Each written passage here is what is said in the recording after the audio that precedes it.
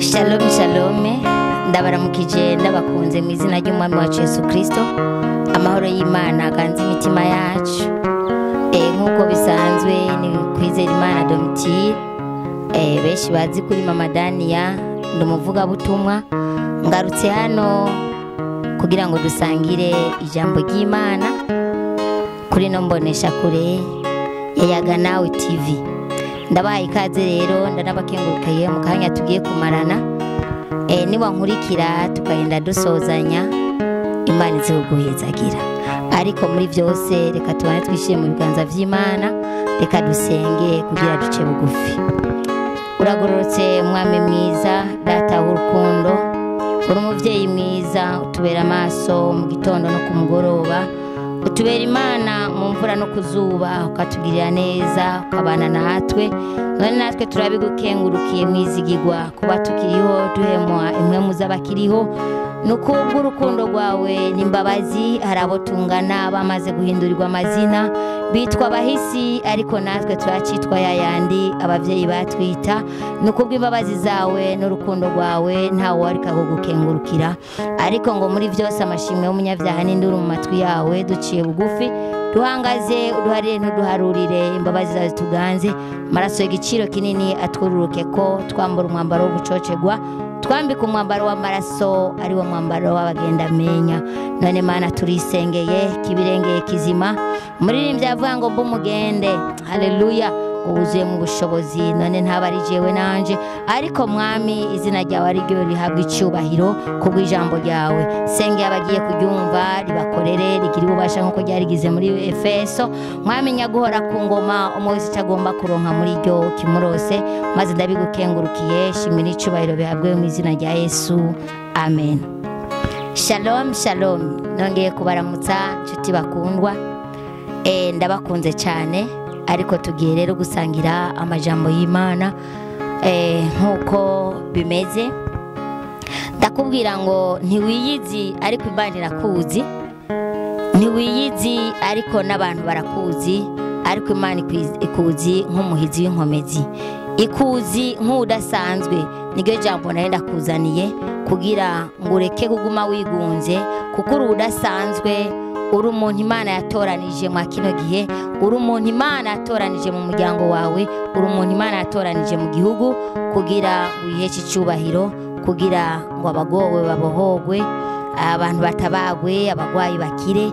Niryo jambo ndakuzaniye kuri uno munsi kugira ngo Umwami Yesu aduhane umugisha. Tugiye kurisoma, turabaho ryanditse, turasoma ijambo ry'Imana. Dusoma mu gitabo cy'abacamanza ibice ni 6. Ni jambo Uhoraho yabwiye Gidiyoni. Nawe ni jambo uje kubwirwa muri kino gitondo, canke muri uno mugoroba, canke muri ano masaha ugeze ko aho uherereye, bivanye n'umugabane w'isi uriko. Bishobotse ko ari mu gitondo, bishobotse ko ari ku mugoroba, bishobotse ko ari saa 6, bishobotse ko ari saa 6 z'ijoro, bivanye naho uri. Ni jambo Uwiteka akuzaniye. Tugere gusoma iryo jambo, igice cyaho ni 6. Dusome duhereye ku murongo wa 11. Umwami Imana atube hagufi. Indanzi y'amajambo iravuga ngo uko Gidiyoni yahamagawe. Haleluya. Uko Gidiyoni yahamagawe, rekwashi izina ryawe. Nimba witwa Bosco, nimba witwa Gasupari, nimba witwa Berenari, nimba witwa Desire, uhashi izina ryawe uvuge tiniyanje uko nahamagawe. Nimba uri Jacqueline, nimba uri Kapitorina, nimba uri Minani, nimba uri Miburo, ushireho izina ryawe. Umwami Yesu atugiriye neza. Ku murongo rero wa 11 haravuga ngo bukeye umumarayika w'Uhoraho araza yicara munsi y'igiti cy'umweroni cyari muri Efura, cyari cya Yowasi umwabiyezereri. Kandi umuhungu wiwe Gidiyoni yariko arakubitira ingano mu bwato baganiramwo vino bwimbwe mu kuzimu kugira ngo zinyegeze abamidiyani. Nuko uwo mumarayika w'Uhoraho aramwiyereka aramubarira atuhoraho ari kumwe nawe, ewe wa muhizi w'inkomezi. Gidiyoni aramwishura ati mugenzi, namba Uhoraho ari kumwe natwe, niki gituma ibyo byose bitubako? Kandi bya bitangaza vyiwe byose basogokuruza batubarira biri hehe? Batuhoraho niwe yadukuye muri Egiputa, ariko noneho Uhoraho yaradutaye, yatugabuye mu maboko y'abamidiyani. Uhoraho aramwitegereza aramubarira ati genda uko izo nkomezi zawe zingana, ukize Abisirayeli ubakure mu maboko y'abamidiyani. Ni jewe ubwanje ngutumye. Aramwishura ati mbega Abisirayeli nobakiza nte ga mwami wanje? Inzu yacu ko ariyo hasi mu muryango wa Manase, nanje nkaba ndumuhererezi kwa data. Uhoraho aramubarira aterega jewe nzoba ndi kumwe nawe, kandi uzoririka abamidiyani nk'uwishe umuntu umwe. Amen. Haleluya.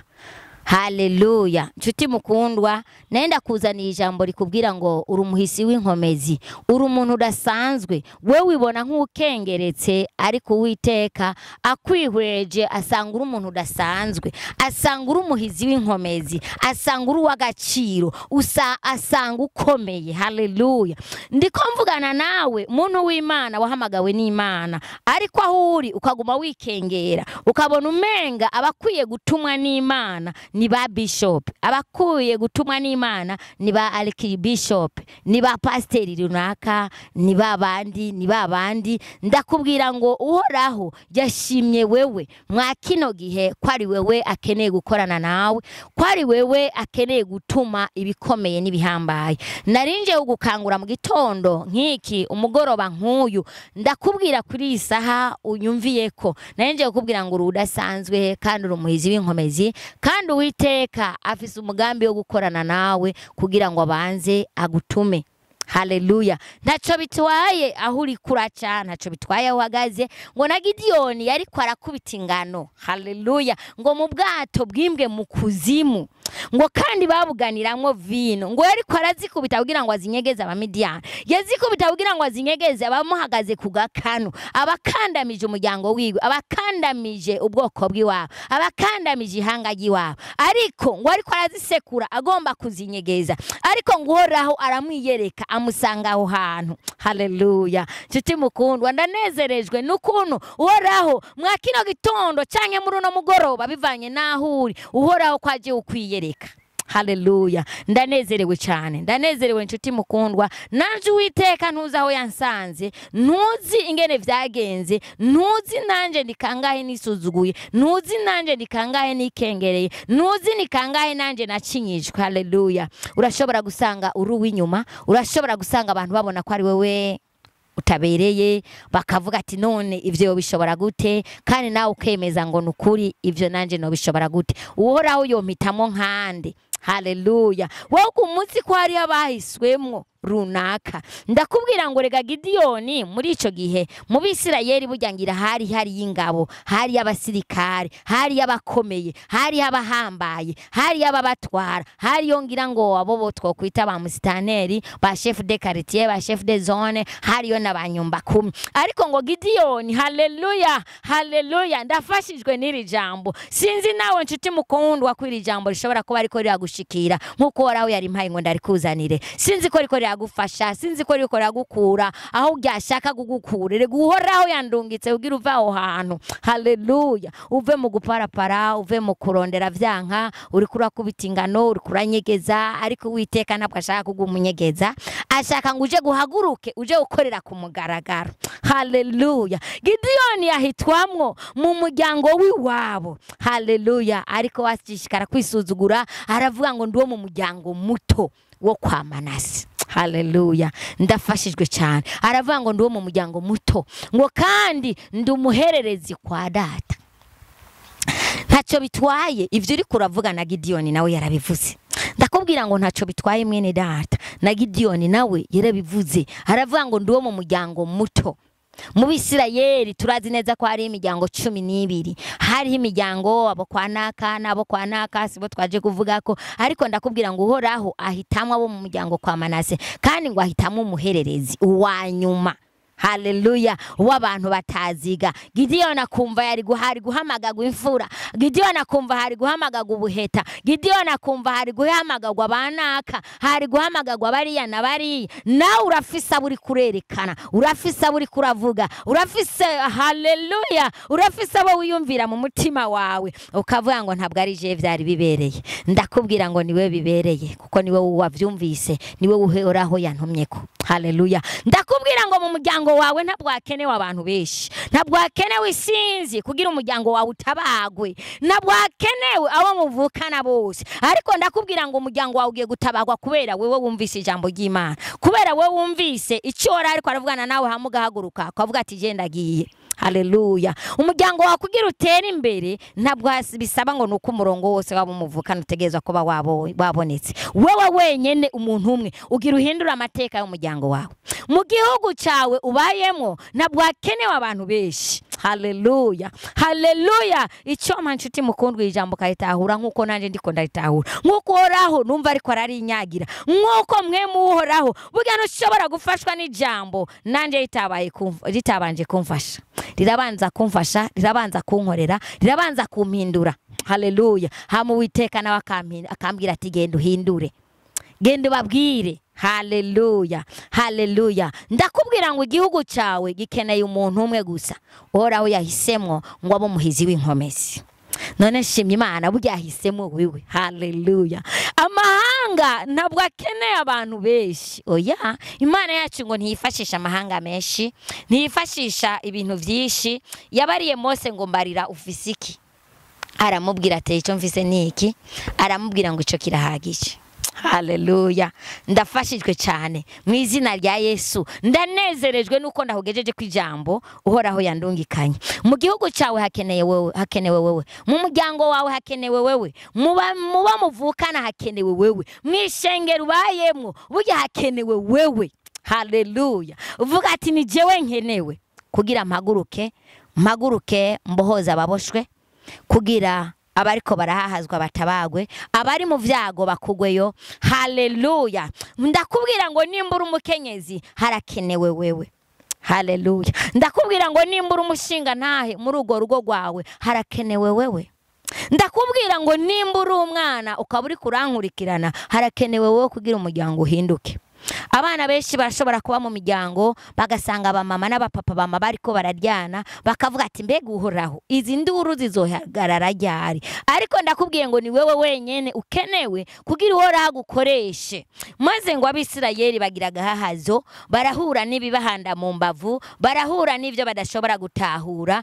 ariko Uwiteka arihweza arabona ati reka mpamagare Gideon nubwo yinyegeje uko biri kose haleluya abamidiyane bikanguye vyahindutse basanga kabisa Gideon asigaye ari udasanzwe ari wagiye kurimbura haleluya abamidiyane kugira Abisirayeli batabagwe ndakubwira ngo igihe kimwe Abafilisitiya bari bazengereje Abisirayeli hari hakenewe nde hari hakenewe Dawidi umwe gusa umwe rukumbi niwe yarakenewe hagakenerwa nibuye rimwe kugira Gideon Goliyati abone kuva ku bwoko bw'Imana abone kurekura Abisirayeli Haleluya. Ndakubwira ngo ikindi gihe hakenewe Samusoni kugira ngo Abisirayeli bongere gutabagwa. Ntivyasavye ngo nukubera umugwi runaka, ntivyasavye komine runaka. Ndakubwira ngo muri yo korale urimwo uri kuraririmba burya hakenewe wewe. Nubwo ubona uri uw'inyuma, nubwo ubona atakintu nakimushoboye, ariko ndakubwira ngo umwami Yesu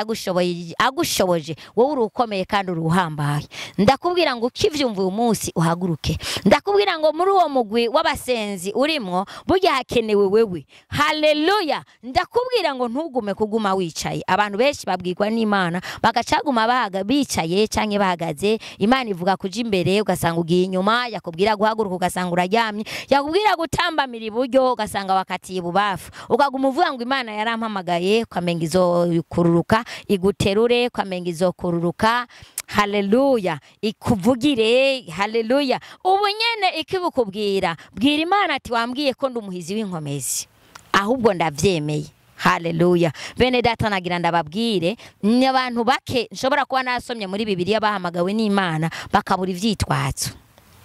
Haleluya. Yeremiya yavuze ngo burya ndacyari umwana mutoya no kuvuga burya ntavyonzi. Haleluya. Uwo nashimye nabonye neza ni Yesaya, ngo yumvise ijwi rimuhamagara, ngo rihamagara risemera rivuga ngo turatumande, ndatumande. Aravuga ngo ndi hano barigiye gutuma. Mbega nawe iryo jambo wumva wo ribwira umwami Yesu? Haleluya. Gideyoni gusa ubandanije muri kino gitabo yarasavye ngo nimba ari wewe impikimenyetso. Aravuga ngo akaba ari wewe umpamagaye cyangwa untumye, aha hantu ndashize ubwoya, nze gusanga bwuzuye amazi, bwuzuye ikime, hasi humutse. Aragenda agarutse abisanga kwa kundi. Mu nyuma aravuga ngo nubundi ndasubiyemwo, uhoraho nimba ari we untumye ndahugirire ko umugisha, nubundi unyemerere nongere ndagusaba ikindi kimenyetso. Aramubwira ati hano hantu nubundi ndashize ubwoya, nsange bwumye ariko hasi nsange hatose. Uhoraho aguha ikimenyetso nshuti mukundwa. Ureke kuguma wugaraniye aho hantu, ureke kuguma wisuzugura, ureke kuguma wikwengera, ahubwo haguruke, uhagurukana imbaraga uhoraho aguhaye. Haleluya. Nibisaba ngo nuko mama wawe yavyumvise, nibisaba ngo nuko papa wawe yavyumvise, nibisaba ngo nuko umukenyezi wawe nawe yabibariwe, nibisaba ngo nuko umushinga nawe wawe yabibwiwe. Kuko Gideyoni mu kugira uhoraho abimubwire ntabwo yaciye kuri se canke nyina. Uhoraho yaramwiyeretse ari mu bikorwa runaka, ndibaza arinza ndayibwira abavyeyi yagiye kubamenyesha.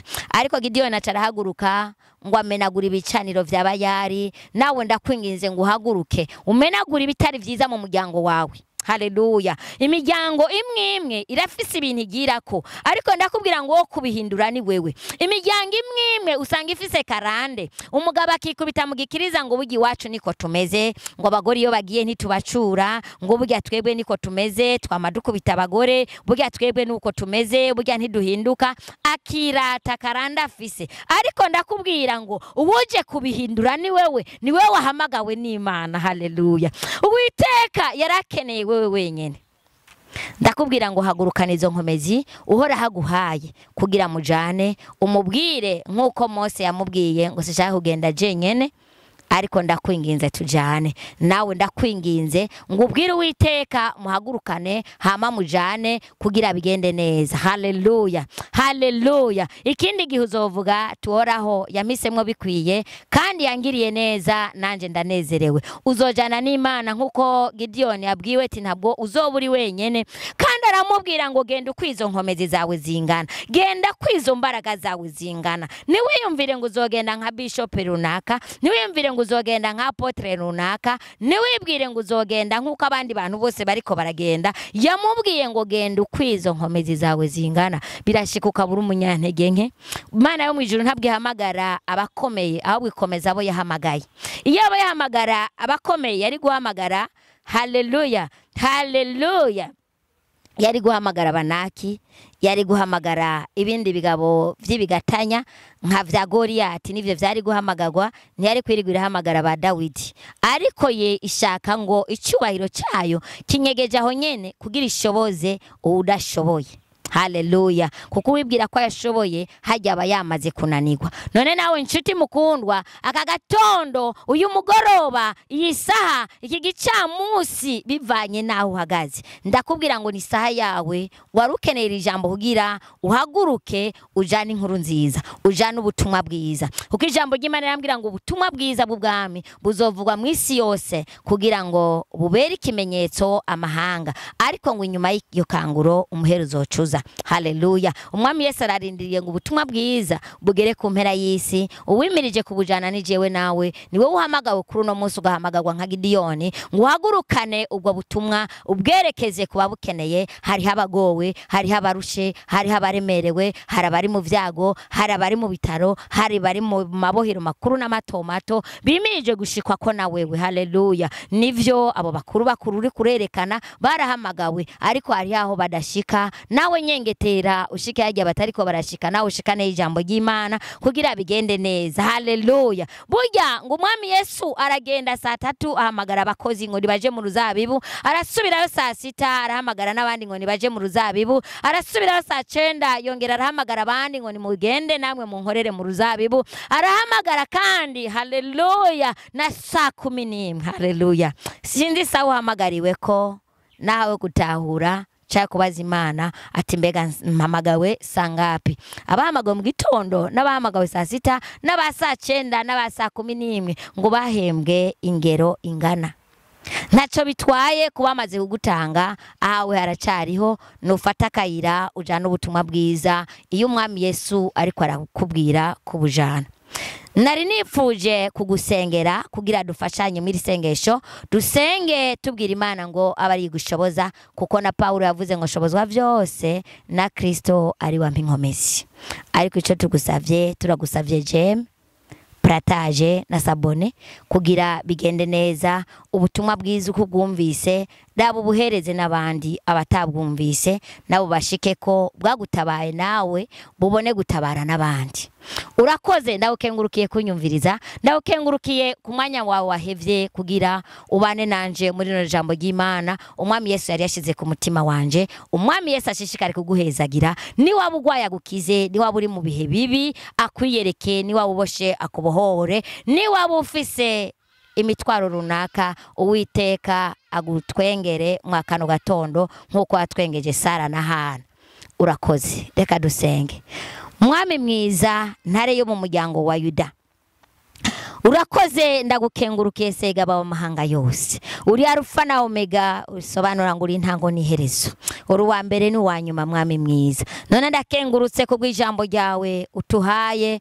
Mwami nyagora ku ngoma ngo dusangire nehanga ryawe. Mwami nyagora ku ngoma abami n'abaherezi, abo watoranije kibirenge kizima ngo ijambo ribagereho. Nanje ndabasengeye mu izina rya Yesu Kristo ngo ijambo rishitseko rimubohore, rimugirire neza Mwami, kuko ngo ijambo ryawe ntishobora kuzira ubusa. Ngo nkuko imvura iva mu ijuru ikameza imirima, niko n'ijambo ryawe rirashobora gushika ku mwana w'umuntu ngo rimusiga uko ryamusanze. None Mana ndasengeye imitima iryumvise ngo uyirinde kwinangira Mwami, reka ibimbibe nziza. Haleluya. Kuko Mwami nyagora ku ngoma databuja ngo umubivyi yarabivye, zimwe zigwa ku nzira zinobwa n'inyoni, izindi ku rutare ngo zumishwa n'izuba, izindi mu mahwa ariko ngo zinyohwa. Haleluya. Ngo nayo mahwa ngo ariko izindi zivugwa mu ivu ryiza cyane ngo zirakura zama imbuto nyinshi. Ndakwinginze Mwami mwiza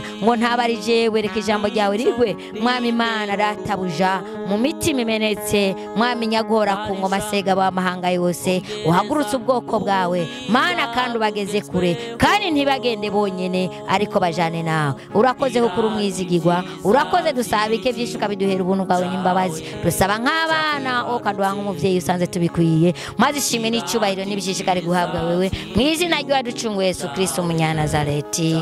Amen. Shalom, shalom. Hamwe nayaga